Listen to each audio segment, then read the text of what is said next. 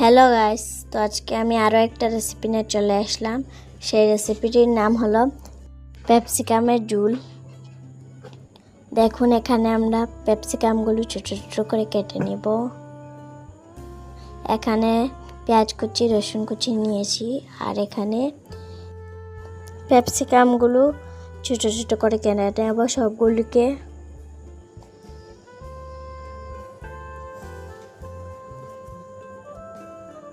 দেখুন, সবগুলো ক্যাপসিকামকে ছোট ছোট করে কেটে নিয়েছি। এখানে আলু নিয়েছি। এখানে একটা প্যান বসিয়ে নিয়েছি, তার মধ্যে কিছুটা রিফাইন তেল ঢেলে দিলাম। এর মধ্যে আলু দিয়ে দেব।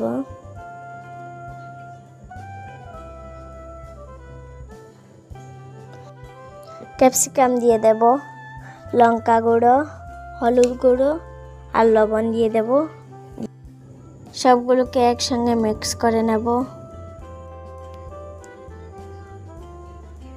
এগুলোকে আবারও নেড়ে দেব। এখন একটু জল দিয়ে দেব।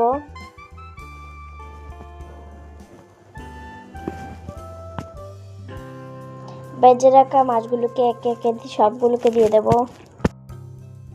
একটু নেড়ে দেব। আমাদের রান্নাটা পুরোপুরি কমপ্লিট হয়ে গেছে। আপনারা বাড়িতে চাইলে বানিয়ে খেতে পারেন। অনেক